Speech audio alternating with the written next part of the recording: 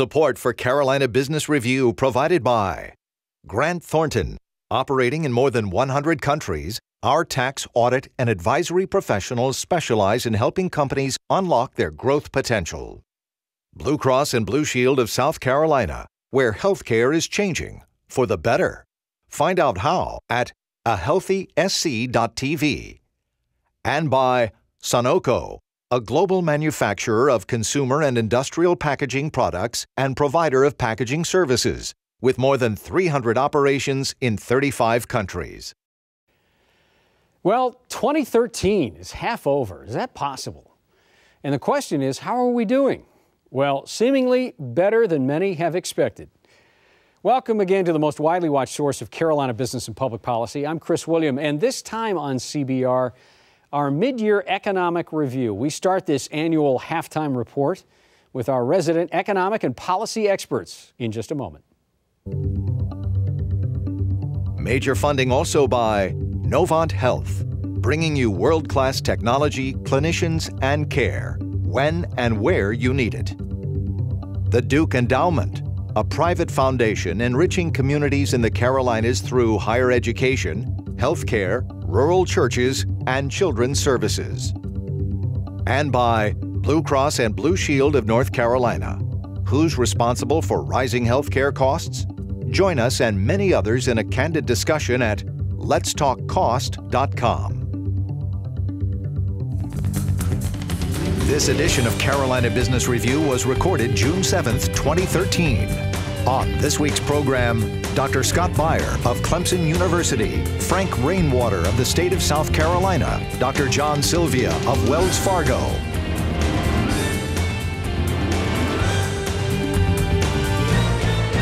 Now, Chris Williams.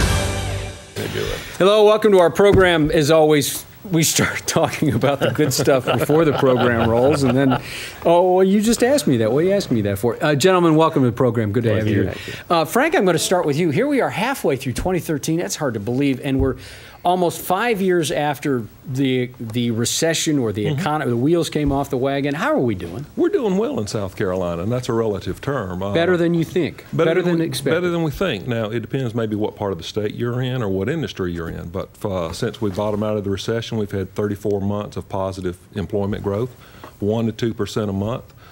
Some areas like Charleston is doing much better than other areas of the state, and some industries like healthcare is doing better than other areas. But no, we're growing. It may not be as fast as what we experienced prior to the recession, but we're growing at a long-term average rate. Yeah. John, what do you think? I think North Carolina is doing better, but I would reemphasize Frank's point. The reality is it's a very uneven type of economic recovery, certainly by the geography of North Carolina, but also by sectors, and certain sectors are improving. And once again, pick up on Frank's point, I think healthcare has not turned out to be the big negative people had expected, and we continue to see, partly because of demographics, partly because of income growth, people want health care and they're willing to pay for it. This is Obamacare? Yeah, I mean, it just didn't seem, at least at this point, to be the big negative that some people had expected in terms of health care. Let me ask you something. Scott, let me ask you this, based on what we just heard. You talked about the unevenness of recovery. Isn't a recovery uneven anyway? Doesn't each recovery have its own kind of personality? Well, I think the one thing that's issue with this recovery, it's been slow and uneven. I think today we also had the job numbers report that came out, and we saw 175,000 jobs added. The one thing, and unemployment actually ticked up. You would think that's a good number, adding 175,000, but a better number to look at is the employment to population ratio. And over the last 5 years, that hasn't moved at all at 58.5%. In good times, that number is about 63, 64%. So while we're adding jobs, it's barely enough to keep up with population growth. So when you go ahead, John. And again, picking up on a theme that we've talked about before, a lot of the job cuts are happening in the government sector. The private sector continues to move along fairly strongly. So when we talk about sequestration, when we talk about the fiscal cliff, there is that impact. But the overall economy is still moving ahead. Yeah, which brings up the point we were talking right before the program, sequestration. we expected to go off the cliff here, and there's hardly a blip, or am I wrong about that? Well, sequestration, different issues. Was it really a budget cut or just draw back on appropriations? Sequestration has affected different areas differently. I know some people, one agency in particular, Department of Veterans Affairs, I mean, they're having to work extra hours with the backlog of claims. Fort Jackson, there may be some cutback on services. I'm hearing things like that, spending money in the local economy on some of the goods. But it's kind of been uneven. It's still a little early. And I would think that a lot of the budget people were anticipating that and might have been drawing or slowing down their expenditures prior to the actual sequestration of the airport. So do we, I guess I'm trying to get to the point, here we are 5 years after this economy really went through this recession, this very unique recession. I think we all can agree on that. We're better off, you're saying we're feeling better off, but we still have some overhang. We still have the jobs situation that you said, Scott. We still have a tremendous amount of public debt. And what about private debt? I mean, so what are these things, this job situation, and certainly in the Carolinas, in North Carolina, John, the North Carolina rate of unemployment is 2 absolute percentage points above the national average. That's still not good. So what about jobs? How does job factor into where we are? I think what we've seen in North Carolina, and I would suspect also in South Carolina, the engineering, the finance, the education, the healthcare, those sectors have done fairly well. Leisure and hospitality, both surprisingly enough in Asheville, but also certainly in Charleston, that has improved as well. What I find disappointing recently is we're losing manufacturing jobs again. It just seems like the manufacturing sector is really focused on increases in productivity, increases in output, but we're losing jobs. And again, I would say, picking up on Frank's theme, that there is significant sector differences. And when I look at North Carolina, I see sector differences and geographical differences. Makes it hard to make a case that there's a single unique North Carolina economy. Well, we've been growing in South Carolina. We have not recovered to the pre-recession levels. And the biggest industry that was hit was construction. And until the housing market can get stabilized in the banking sector, you know, we don't see a lot of growth in that area. That's just one of the challenges and headwinds out there. But in South Carolina, construction employment was up 3.5% the last month, and manufacturing, unlike North Carolina, employment had also risen. Again, the national average it's been flat or negative. So there's some good signs in South Carolina in that terms. And again, more talk of expansion in the Boeing plant are important for the areas. There's an interesting study done on manufacturing employment that one job in manufacturing employment creates 1.5 jobs for the local economy. And how does that work? You get jobs in other industries that may be providing intermediate inputs or financial services, and then with $65,000 paying jobs, which are the average job pay at the Boeing plant, they also support local restaurants and things like that. So job creation and lifting manufacturing, construction back up to where they were are going to be important for both North and South Carolina. You talk about manufacturing in South Carolina. I would say it's fair to say that the stake in the ground that BMW and Michelin and all those decades ago now, and now Boeing seems to be the seed that might grow into the mighty oak for the Low Country. North Carolina is trying to retool their Department of Commerce, which is a huge machine, and they're trying to reset this. I don't want to ask you any policy around that because I know you might not be able to talk about that. But maybe the question here is, John, what kind of lead, what kind of lesson can North Carolina learn in manufacturing from the Palmetto State? Well, I think that whoever was running the show in South Carolina had the foresight to understand that having an innovative automobile manufacturing facility, development, a region, along with now the aircraft. You're talking about the high end of manufacturing, job quality, and pay.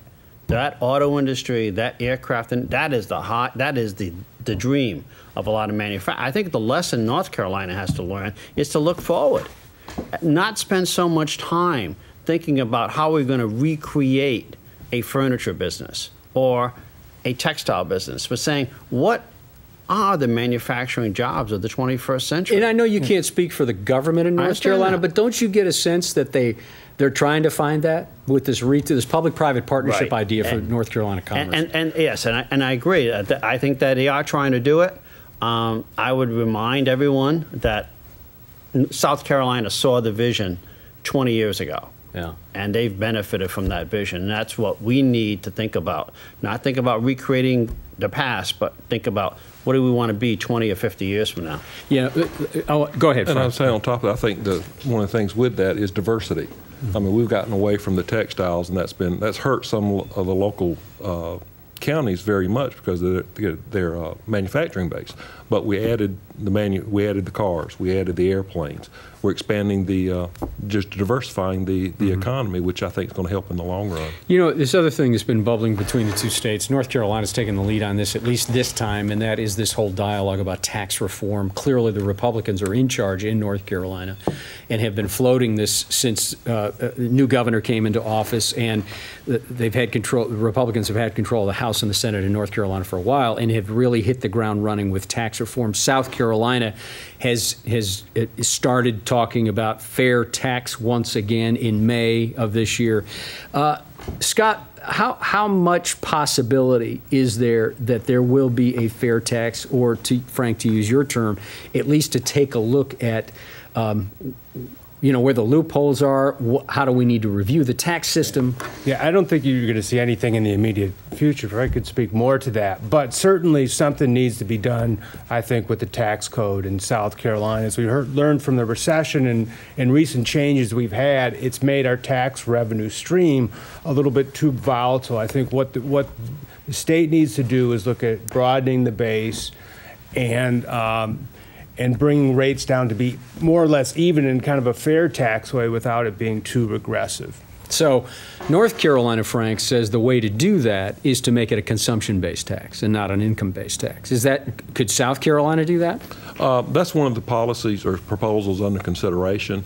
The other side of that, I hear from members too, they're wanting more about diversity. Again, how can we spread? What's the local industrial diversity? Taxpayer. I mean, tax between income tax, sales tax, and property tax. There's only so much money people have in their pockets and can give. So what's going to be the right mix between state and local and the type of taxes we're going to pay? So one of the issues... But let me build upon... You haven't asked about North Carolina, but let me try to build this in. Because the comment that you made about the Department of Commerce, I think one of the thrusts of the thoughts are that with a lower corporate tax rate, but with a broader base and less exemptions for this, that, or the other thing, it actually would benefit North Carolina in the long run, as opposed to giving special incentives that provide support for particular areas or particular industries. And I, as an economist, would rather have the market try to figure out what's going to be effective rather than having the government sort of decide what has been effective or will be effective, based upon my experience looking at North Carolina for the last 20 years. So what are you saying, John? You think a consumption-based tax for North Carolina is the right way to go? Is that the revenue model? Well, again, as an economist, one of the things is that consumption covers people's real purchasing power. Income depends upon how you define income, what goes into those numbers, and once again, you kind of have a sense, yes, as an economist, a move to more of a consumption tax would be, in terms of equity, more horizontal equity, showing real purchasing power rather than depending upon some arbitrary definitions of income. I want to be careful about getting into policy, sure, at least political policy here. But how do you argue that? And Democrats make a good point about, well, there's a whole bunch of people below or at the poverty line that will end up paying tax. I mean, that is a political argument. Policy might make sense, but it's a political argument. And let me add one more thing on top of that. Florida has just come through a very difficult time, both in their tourism and storms, and have just about eviscerated their consumption-based tax model. We can't look at Florida as a good example. So, Scott, does consumption-based tax make a good sense? Well, I was going to bring up the Florida incident, because that what you also want is a stable tax base. And when you rely, like Florida does, on tourism to create that tax revenue, that can go up and down with the cycle, and it makes it a lot more volatile. If South Carolina relies on tourism, so I worry about going to a consumption-based tax, that you can make the tax revenues a lot more volatile as well. So I have some concerns about a pure consumption-based tax, but I share John's concerns about that you don't want to pick winners, and you want to cover as many areas. And avoid the pure. I mean, theoretically, yeah, it's great to talk about pure, but we all do understand, food bought at the grocery store, yeah, there can be some exemptions and adjustments made. We can give tax credits in certain ways, but the argument, I think, is to limit all that to very specific situations and not have all the exemptions and all the special privileges that we have accumulated over the last 50 years in terms of consumption and sales taxes, as well as the corporate income tax. Can you, and I haven't even given you a chance to weigh in on this, Frank, but can you clinically look at either one of these models, or any model, a hybrid, if you will, and say it actually does move the economy? I think it's difficult to say that. I mean, most of the question is what's acceptable to the voters. What do the people in South Carolina want? What are the people in North Carolina willing to live with? We have a changing demographic. We have looked at sales tax as a percent of personal income. That is declining over time. We have a changing demographic with the population getting older. They spend their money differently. So I think any debate, you've got to look at the long-term trends. What's going on? What type of income are we taxing? What are the expenditure patterns? Yeah, the empirical history is that it can be plus or minus a little bit in terms of its impact in economic growth. Again, hitting at what I think Frank is getting at, it's all those other factors around the change that is really going to tell us you can't make tax policy in isolation. You have to recognize everything else. John, so empirically, do people end up with more money in their pocket if there's a consumption-based model? On average, for the person in the population, the answer is yes. But there is a change in distribution in terms of payments. And that's why, again, I would go back to the comment. You may not want you probably don't want a pure consumption tax. You have to make some exemptions and adjustments for different levels of income. But again, the limitations would be much more in line with what we could accomplish, rather than having all the exemptions and all the special privileges we have now. And let me take the other side of the coin, because the converse of a consumption tax, another way to think about it is what a consumption tax does is it encourages savings. It encourages people to consume less and save more, and that's another potential for engine for economic growth. Again, so you want to have some exemptions for food and other things, but you also want to encourage people to save more. Nothing would do that better than a consumption tax. So that's the upside of a consumption tax. Can we look at Tennessee? Can we look at Texas? Can we look at Alaska? Can we look at Nevada? Can we look at any of the 9 states that already do it and say, yeah, they got it right? Is someone else doing it out there, Frank? Because budget control, if you haven't, I'm sure you've thought about modeling this to some degree. I mean, again, each state, it's hard, I think, let's talk about one tax. Again, you got to look at the tax base and the resources. Texas, they also have oil, what helps a good bit to their natural resources. Wyoming. Yeah, so, I mean, it's very difficult to talk about it in isolated, I think, in an isolated picture, because you got to look at the whole situation and what people are comfortable with. Yeah, and there are 2 other things that are kind of in orbit around all this. Department of Transportation in North Carolina, also not long ago on this program, we had both Secretary St. Ange from South Carolina, we had Secretary Tata from North Carolina, both talking about how they were going to not just repair roads and bridges, but how they were really going to grow out, the basic structure of our societal transportation. And they both have reservations about basing it on gas tax. So once again, John, I think you may have made note of this, that if gas taxes are declining because people are driving less, or the cars are getting more efficient, or there's more mass transit, how can you base a model of a new DOT, whatever that looks like, or a basic new DNA of some new system on consumption where we don't know it's going to be in 5 years? Yeah, surprise once again. You put in some kind of a tax provision, no matter what it is, and society changes on you. And all of a sudden, you've got to figure out, are we able to finance what we want to achieve based upon what that gas tax, in this case, is going to generate in revenue? So surprise, the economy changes and the world changes. So no, you cannot. Again, it's a challenge that North Carolina has with respect to looking at the sales tax. People's consumption habits change. We are buying more services and a lot less goods.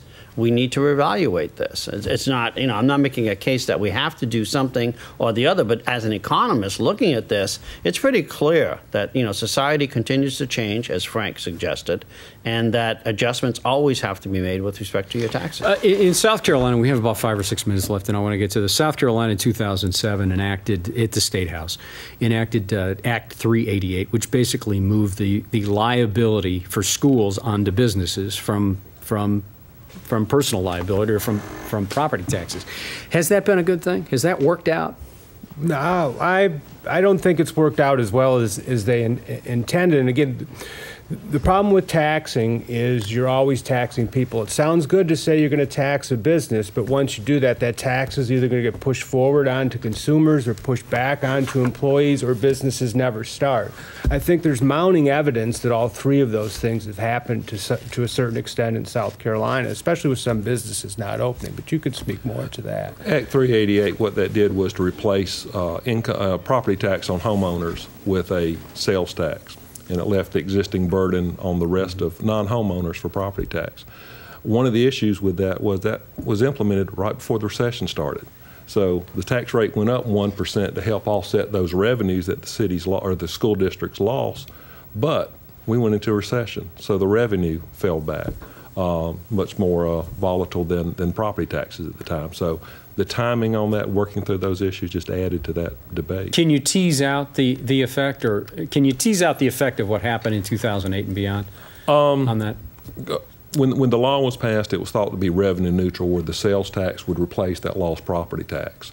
The general fund has to make up the difference if that tax doesn't come in, and currently the general fund is paying about $114 million back to the locals to help supplant that. So that kind of gives you a little bit. So I would say that's not the revenue neutral they had in mind. That's not the revenue neutral. It's a bit of a rounding error larger than the state. All right, we have about 3 minutes left. Okay, so going forward, here we are, mid-2013, better than most people thought. John, where do you think? What do you think is going to happen in the balance of this year, especially with the Fed trying to figure out how they're going to unwind their bond buying every month? I continue to believe that in terms of growth and in jobs gained in the skills areas, both North and South Carolina are going to outperform the national economy. In job growth? We are in a very nice region. We still have in-migration. We have some very competitive sectors. So on average, I think both states will outperform the national average. And you say that knowing you'll be back right here in this chair in January, and I'll play that tape back. Yes, you will. For you. Scott, where do you think we're headed? How do you think? Yeah, so I think, looking forward for the rest of the year, I would expect the national average about 2.5% GDP growth, and again, continue to add about 150 to 175,000 jobs a month. And again, I agree with John, as I think North Carolina and South Carolina will outperform the national average. Do you think that will go on for longer than a year? Do you think, and especially in North Carolina with their jobs, we're still way behind. Do you think they're just slower to respond? Yeah. For South Carolina, I expect it to continue into the indefinite future. But again, I think in North Carolina, you'll see a little bit of a bounce back. I think you'll see better job growth in areas of North Carolina in the coming year. Yeah. Frank, what do you think? We're expecting, I think still we're going to be doing well, but a little bit of a slowdown. We do think the federal budget situation, whether it's sequestration or resolving the federal budget, is going to take a hit on growth. Europe is still in a recession for most of it, and we do a lot of trading with Europe. Our manufacturers, depend on that volume too. So, no, we think we're going to be fine, but we're just going to have a little bit slower growth than what we're having now. In about 30 seconds, we didn't even scratch on this, in about 30 seconds, do you think the Obamacare, the ACA, do you think that's had a dampening effect, a cooling effect at all? We're starting to hear some issues, how businesses react, but on the other side of that is we got the aging population. Medicare is starting to expand. More people are becoming Medicaid eligible. Healthcare industry's been doing well in South Carolina. Yeah. And 2014 seems to be the year that we're going to really judge the Affordable Get a Care sense of Act. that, Affordable Care Act. Yeah. Gentlemen, thanks for being on the program. Frank, good to see you. Thanks Thank for you. being here. John, always nice to have you here. Thank you, sir. Scott, thanks for making the trip from Clemson. Thank you for being here. Thank you for watching our program. If you have any comments at all, please go to our website, carolinabusinessreview.com or carolinabusinessreview.org, and make your comments. Until then, I'm Chris William. Good night.